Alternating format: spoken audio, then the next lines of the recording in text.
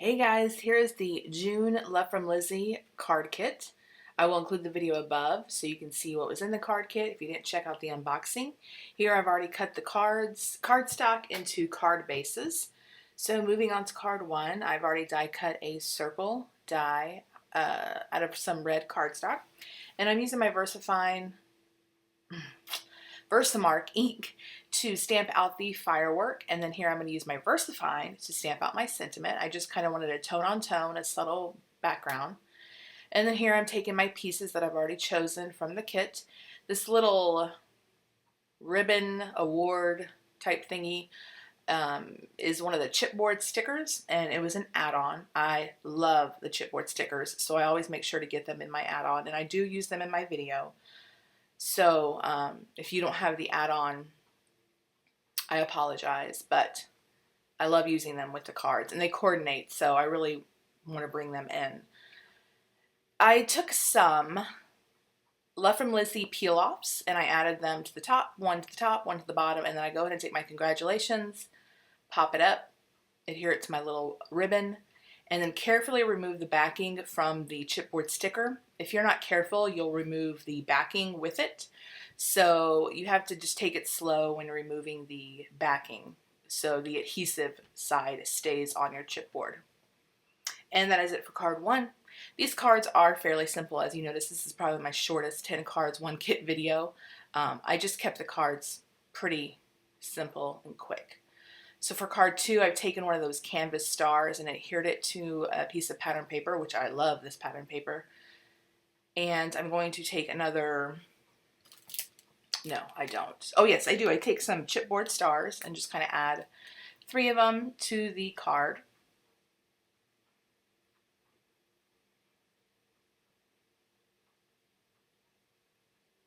Go ahead and adhere those down. And then I take a piece of red cardstock and I stamp out after I adhere it to my card base, I stamp out a sentiment. I tried, when I got this kit, it is 4th of July themed, but it can be carried over and used for other things. Congratulations, celebration, boy's birthday party. I think it would look great. But I kept reaching for the happy 4th of July sentiment. So if you don't need 4th of July cards, which I really don't, just change the sentiment if you like the design. But I kept reaching for that sentiment. So a lot of my cards do have the happy 4th of July sentiment. So go ahead and adhere that to the center of my star, and then I add a few of the sequins that came in the kit. And that will complete card two.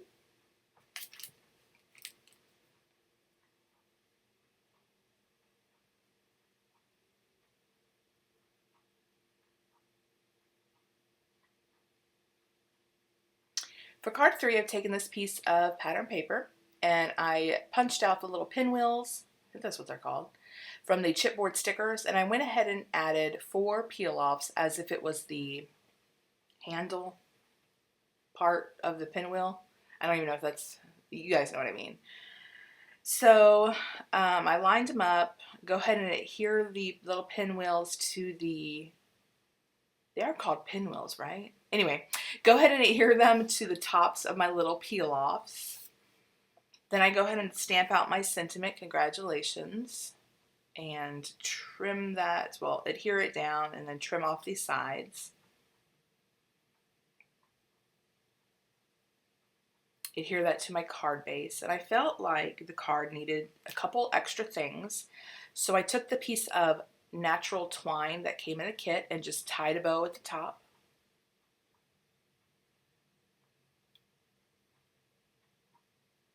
And then I had these gold, kind of a light gold, not really a yellow gold, but maybe more of a rose gold, gemstones. And I went ahead and used them to adhere them to the center of the pinwheels, just to give it some sparkle.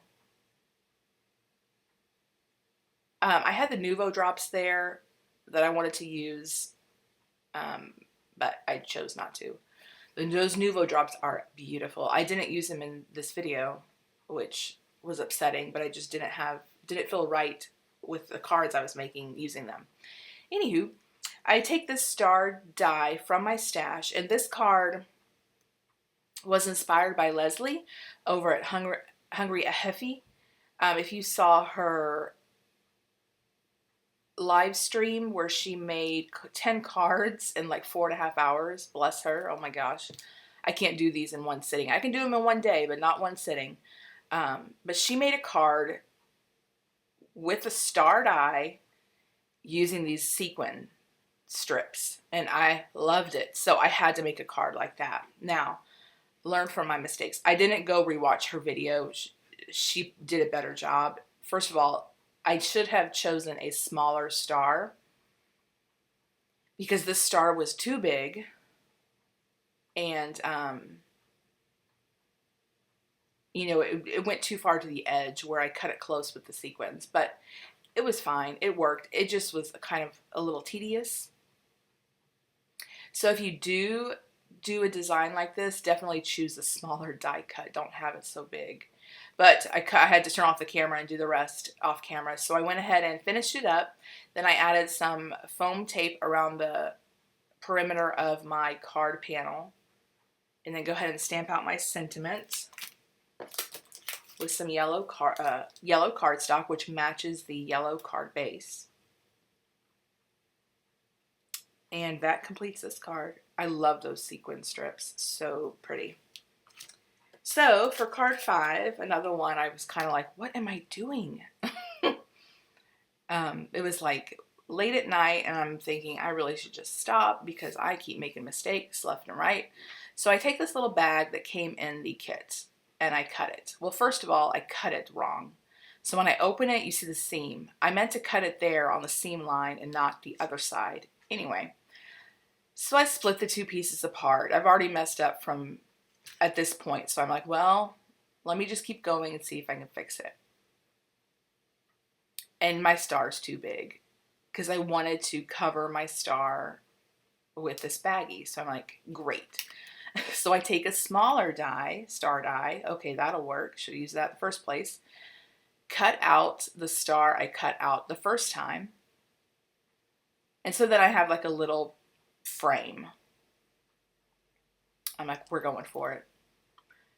Go ahead and adhere my little bag piece. And at this point, I should have trimmed my 6x6 cardstock down to my card base size, but I didn't. I just keep going.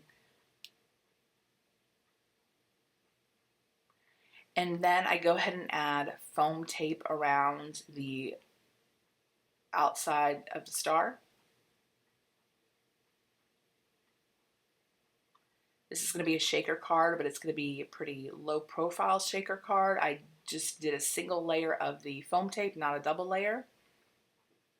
I did want the sequins to move, but I didn't want it to be your typical shaker card, basically.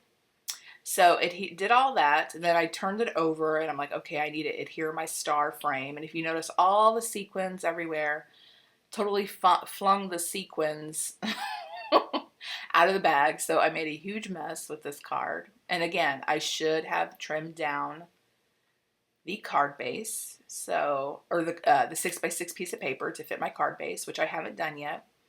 Let me add the sequins. I'm taking this off. I'm like, oh yeah, I have to put my card base over this, and it's really big. And then I forget to take off some of the foam tape backing, but whatever. So I just take a chance, slap it down, hoping that the star is center of the card base, trim it up, and then flip it over, and thankfully it is. So it works fine.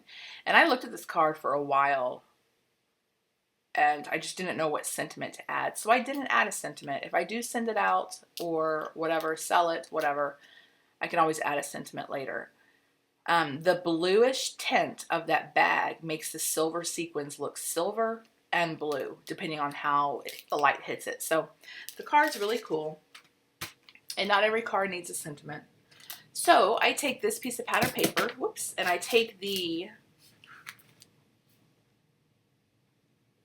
burlap. I trimmed it up and added some fishtail banners to each end.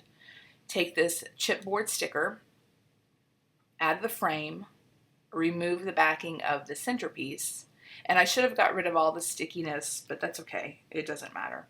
Go ahead and add some foam tape because I wanted to pop this up.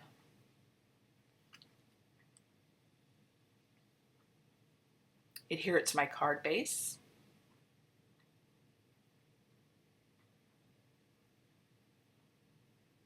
Take the strip of red cardstock, stamp out Happy 4th of July. I just thought it went really well with the two little characters. Trim it, add fishtail banner to one side, adhere that to my piece, and then I'm like, I need something else. So I take one of these sweet little bows, which I really like these bows a lot, and I go ahead and use a glue dot and just attach one, just as an embellishment. And I really like this card. I think it turned out really well. So for card 7, I'm using an extra strip of that paper right there to the left, and I'm going to adhere this piece of pattern paper down. And I adhere it wonky, but that's okay, because I'm going to take this rickrack, which is beautiful, add a piece of double-sided tape. And here I should have trimmed my piece down to my card panel size, card base size, because I wanted the rickrack to wrap around to the back just to give it an extra stability. So here I'm like wrapping it, but I'm going to have to trim it. So the top of the rickrack is actually, it doesn't go all the way to the top. You can barely notice it on camera, but in person, it's screaming at me. So I take these chipboard pieces, these little pennants, and I go ahead and adhere them. And then and the rickrack, the double-sided tape, the tape that I used actually came in Lizzie's kit last month. It's very strong and it holds the rickrack perfectly in place. It's not going anywhere. So go ahead and stamp my sentiment right there, and then I add the other 4 pennant pieces.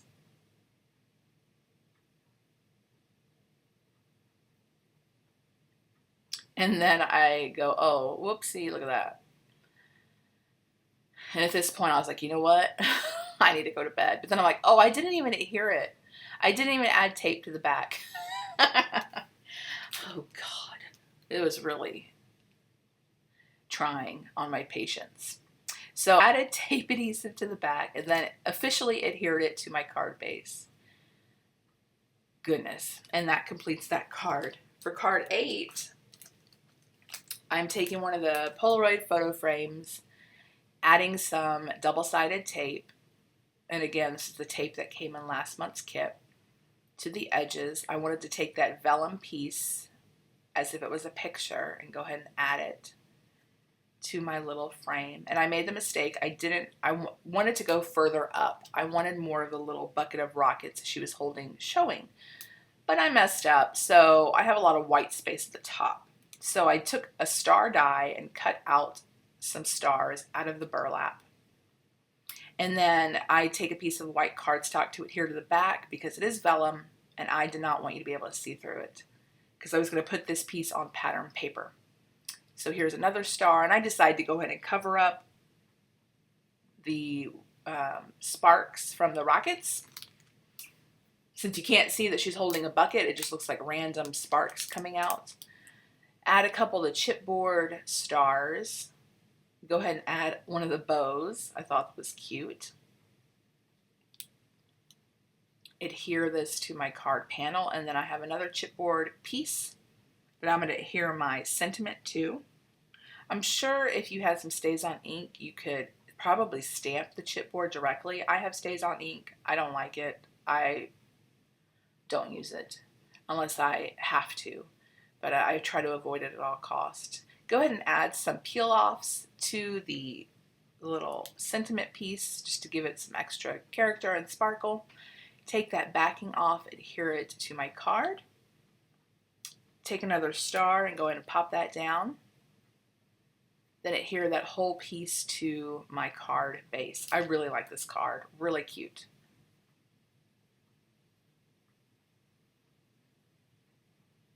Card 9, I'm taking, this is a similar design I did for card 2, but I wanted to use this canvas star. I adhere it in this pattern paper, which I really liked. So I adhere that down, and then I take a little ribbon that's to the top, go ahead and peel that off. That's the chipboard again. Adhere that down in the center of my star. Go ahead and adhere this to my card base. And then I've already stamped out my sentiment. I do trim it up.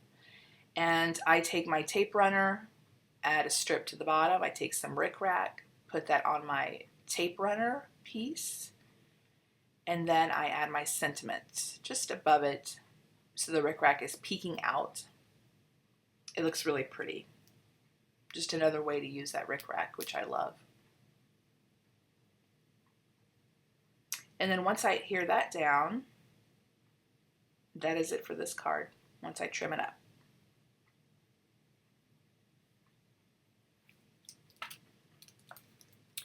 And then finally for card 10, I am kind of doing what I did with card 8 and adding a photo frame for this little guy.